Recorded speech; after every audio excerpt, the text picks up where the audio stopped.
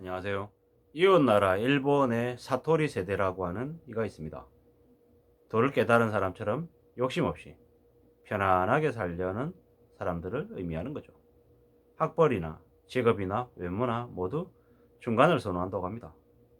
너무 예쁘고 너무 잘생긴 것보다 평범하게 띄지 않고 중간만 가는 걸 원하는 거죠. 왜 이렇게 됐을까요? 왜 이렇게? 참 희한한 거죠. 한국은 좋은 대학, 대기업에 들어가려고 경쟁이 치열하죠. 좀 더 나아지려고 아둥바둥 발버둥 치죠. 근데 한국은 그렇고 일본은 그런 걸 부담스러워하는 게 일본은 의욕이나 욕망이 덜해서일까요? 어때서 이렇게 다른 모습으로 변했는지에 대한 이야기를 해볼까 합니다. 일본의 사토리는 덕도라는 뜻으로 덕도한 사람처럼 욕심 없이 편하게 살려는 세대입니다. 1990년 초반에 태어나서 일본 경제 잃어버린 20년 30년을 겪으면서 돈과 연애와 집과 차에 대한 욕심을 부리지 않고 미니멀 라이프를 지향하고 있습니다. 왜 그런가 하고 봤던 거죠. 왜? 너무 힘들고 어려운 혹독한 상황을 겪었기 때문인 거죠.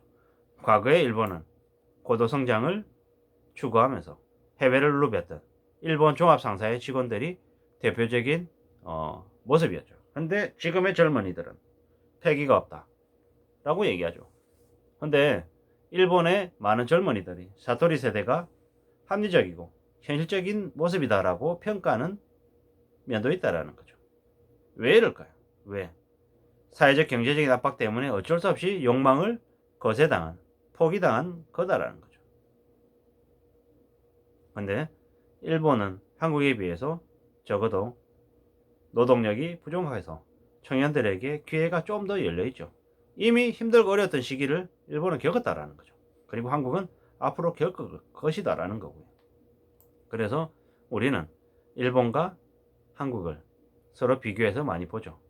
현재 일본의 청년 실업률은 세계 최저인 3.7%라고 합니다. 한국은 10%가 넘어가죠. 일본은 이제 98%에 가까운 완전 고용을 보이고 있죠. 한국은 실업률이 20%가 넘죠. 4명 중에 1명이 실질적인 실업 상태죠. 그리고 취직을 했다고 하는 사람들도 그들도 안정적인 직장에 취직해 있다라고 말할 수 없는 상황이죠. 이게 현재 한국과 일본의 대조적인 모습이다라고 보여지는 거죠. 앞으로 한국이 어떤 모습을 보일지는 많이 생각해 볼 필요가 있다는 거죠. 한국도 잃어버린 10년을 이제 겪을 것이기 때문에 그동안에 많은 사람들이 무너지고 몰락하고 온갖 경제적인 충격을 겪을 것이죠.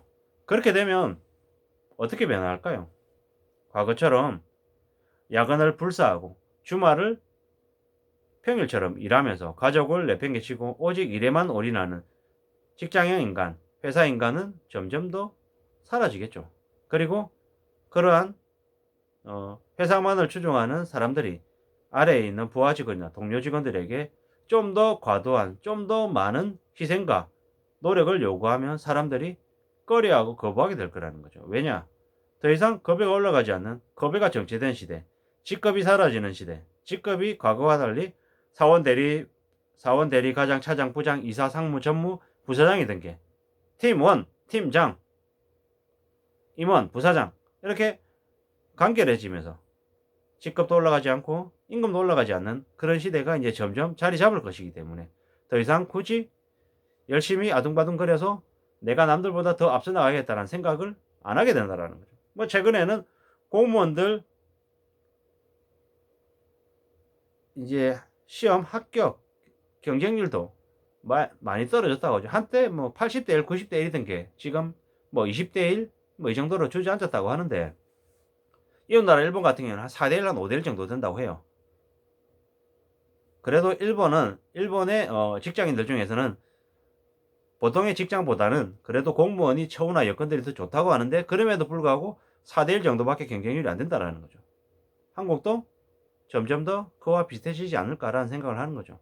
어떤 곳에서는 뭐 지방의 뭐 교고지 같은 곳에서는 공무원으로 뽑으려고 해도 자리는 있지만 지원하는 사람이 없어서 비어있는 경우가 다반사라고 합니다. 이런 모습들이 점점 더 늘어나겠죠. 한국도 지금의 모습과 앞으로의 모습은 많이 바뀔 것이다. 변할 것이다 라고 봐야 되는 거죠. 점점 더 한국의 청년들도 야망도 불만도 사라지고 안분지족하는 모습들이 되지 않을까라는 거죠. 이번에 20, 30대들이 되게 많이 걸려들었죠. 연끌해가지고 부동산을 사고 비투해가지고 주식이나 비트코인이나 뭐 가상화폐 아니면 뭐 선물 뭐 인버스 이런 여러 가지 무리한 투자를 많이 했죠. 그래서 10명 중에 서너 명이 몰락할 거죠. 그리고 그렇게 무리하게 빚지지 않은 한 6, 7명, 한 대여섯 명에 해당되는 사람들은 아마 일본의 사토리 세대와 같은 그런 욕망이 없는 M4 세대, 그리고 아르바이트하는 적당히 일하고 그냥 자신의 삶을 그냥 만족해야 하며 사는 그런 이들이 되지 않을까라는 생각을 하는 거죠. 불황이 길어지면서 자동차 명품 구입에 관심이 없는 세대가 한국에도 상륙할 것 같다라는 거죠. 경제활동에 의욕도 없고 결혼도 안 하고 연애도 안 하고 그저 자기 자신만의 삶을 챙기는 시대에 청년들이 되지 않을까라는 거죠.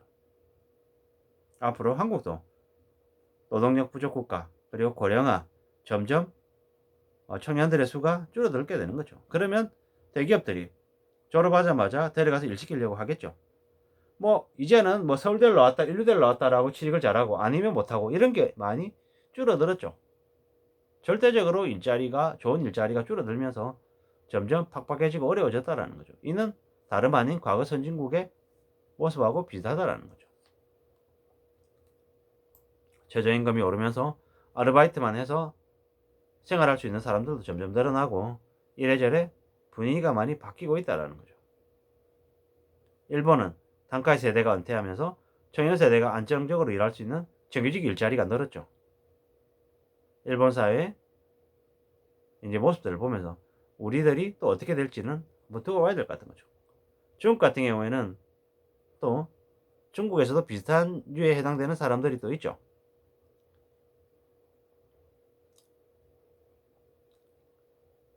돈이 된다 싶으면 몰려다니면서 비이성적인 투기를 내서 집값을 올리는 사람, 주변 사람들의 시선을 아랑곳하지 않고 시끄럽게 음악을 틀어놓고 춤추는 사람, 뭐 이런 사람들의 이미지가 있죠. 중국 청년들에 대한 이미지인 거죠.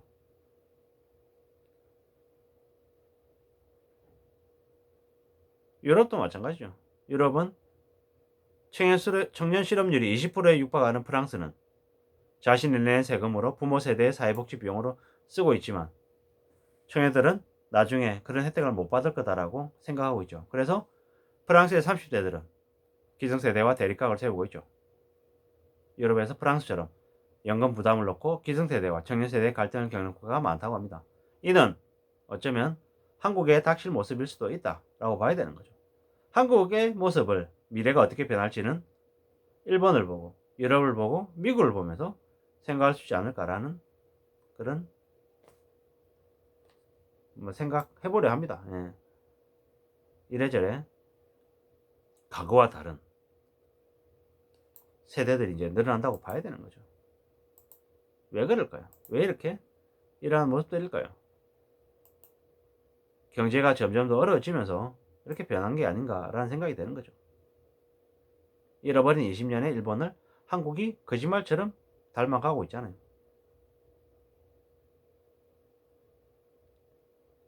앞으로 주가는 반토막 나고 부동산 가격도 급격히 내려가고 경제 불황이 매우 심해질 거죠. 금융 위축이 강해질 것이고 실업이 증가할 것이고 그 때문에 점점 더 한국의 삶은 팍팍해질 거라는 거죠. 뭐 한국의 베이비 부모 세대들은 연금도 있고 성장기에 자산을 형성해서 좀 그래도 여유가 생길지 모르겠지만 지금의 청년들은 스스로 자기의 살 길을 찾아가야 되죠. 기업의 구조조정이 만연해 있고 가정예체가 일상이 될 것이고 온갖 사기와 사건들이 넘쳐나게 될 거라는 거죠. 그렇기 때문에 개개인들이 생존을 위해서 겁먹과 허영을 버리고 더 합리적으로 변할 수밖에 없다는 거죠. 계층 추락하고 힘들어지고 서민들은 물가가 가파르게 올라서 일상생활이 더 힘들어질 거다. 그렇기 때문에 어쩔 수 없이 더 절약하고 더 조심하면서 사는 모습으로 바뀌어간다라는 거죠. 이제는 명품 브랜드를 따지기보다는 신뢰를 추구하고 흥청망청 사치 부리기보다는 건전하고 담백한 삶을 사는 이들이 늘어날 것이다. 이게 앞으로의 모습일 거다라는 말씀을 드립니다. 감사합니다.